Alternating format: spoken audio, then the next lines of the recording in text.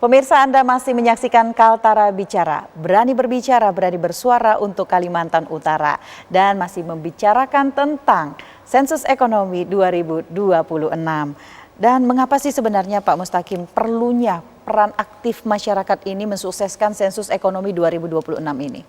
Ya, jadi peran aktif masyarakat ini kan akan terlihat ketika respon rate dari sensus ini juga 100% gitu ya. Baik. Dengan respon rate yang 100% artinya masyarakat ini pun ikut berpartisipasi semuanya.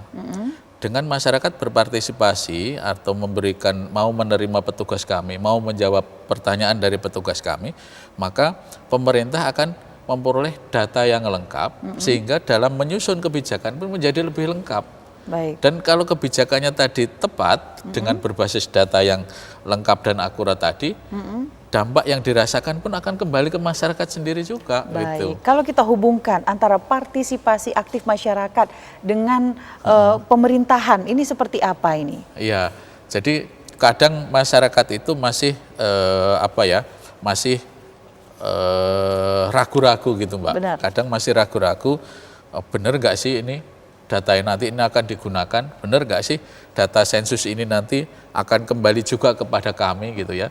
Itu hal yang wajar yang dirasakan masyarakat. Karena kadang kebijakan itu tidak juga begitu selesai, kebijakannya langsung turun begitu saja. Iya. Coba kita belajar dari sensus ekonomi 2016. Iya. Di sensus ekonomi 2016, ketika selesai, tahun 2017 datanya siap dipakai, tahun 2018 muncul kebijakan dengan pengucuran KUR, kredit usaha. Ada gebrakan baru, kredit usaha rakyat ya. Usaha rakyat tadi. KUR tanpa agunan itu sangat membantu masyarakat yang berpenghasilan sangat rendah. Baik. Ya kan? Mereka diberikan kemudahan mengakses kredit tanpa agunan dan lain sebagainya, sehingga ini hasil dari pendataan yang sebelumnya ya Pak ya, mungkin sensus ekonomi masyarakat mengeluhkan itu. Ya Pak ya, Iya. masyarakat mengeluhkan kami karena pengen potret usaha sensus begitu. ekonomi 2016 itu ternyata menunjukkan bahwa usaha itu kesulitan untuk mengakses permodalan. Permodalan, benar. Ya, mereka butuh agunan dan lain sebagainya gitu ya. Bahkan untuk bunganya pun mungkin pada saat itu tergolong belum ada. Tinggi. Iya. Baik. Akhirnya diluncurkanlah kebijakan pemberian KUR tadi dengan basis data dari hasil sensus ekonomi 2016. Baik. Nah, ketika ini ada cerita Mbak, ketika saya di pengawasan di Tarakan kemarin gitu ya, datang ke satu keluarga. Baik. Dulunya mereka bekerja di showroom mobil gitu ya. Showroom mobil, mereka suaminya jadi bengkel. Nah, ketika ada COVID kemarin, suaminya kena PHK. Padahal kakaknya punya bangunan kosong di sebelah rumahnya. Baik. Nah, karena dia punya keterampilan tadi, tapi dia tidak punya modal. Dia hanya punya keterampilan untuk menservis atau mereparasi motor tadi. Baik. Akhirnya dia tanpa agunan, tanpa apa, sama kakaknya disuruh pakai saja itu kalau mau buka usaha apa di bangunan yang kosong itu.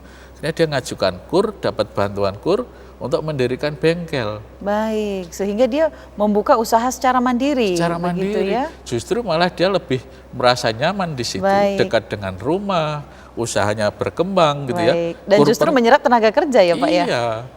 Iya, jadi istrinya pun bisa ikut membantu dia gitu ya. Dia lebih enjoy mengelola kegiatan usahanya itu gitu.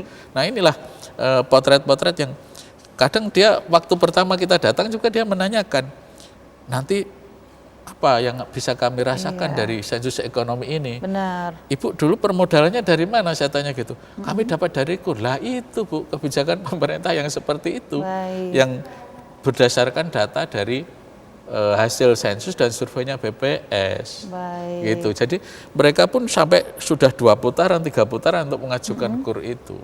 Nah, ada juga banyak cerita lah dari sensus ekonomi ini yang kita bisa kumpulkan ketika kami di lapangan, yang kebijakan pemerintah itu didasarkan pada data yang dikumpulkan tadi. Baik. Coba bayangkan kalau data yang disajikan oleh BPS tadi tidak akurat, tentu tidak akan tepat kebijakan itu. Karena itu kami sangat mengharapkan partisipasi dari masyarakat agar sensus ekonomi ini benar-benar bisa menghasilkan data yang berkualitas. Baik. Nah, masih ada sebagian mungkin kalangan masyarakat kita ragu ya Mbak ya. Iya, karena sangat banyak sekali sebenarnya Pak. Karena ya itulah masyarakat kita sekarang ini, kita tidak bisa membendung arus informasi lewat media sosial tadi gitu ya.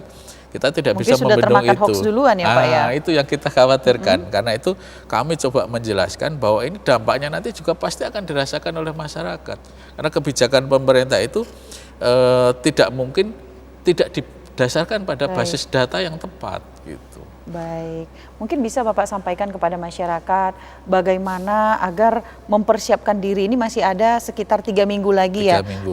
Akan berakhir sensus ekonomi. Seperti apa persiapan masyarakat dan seperti apa harusnya masyarakat memberikan datanya? Ya, jadi sekali lagi terima kasih kepada seluruh masyarakat yang sudah berpartisipasi atau sudah menerima petugas kami.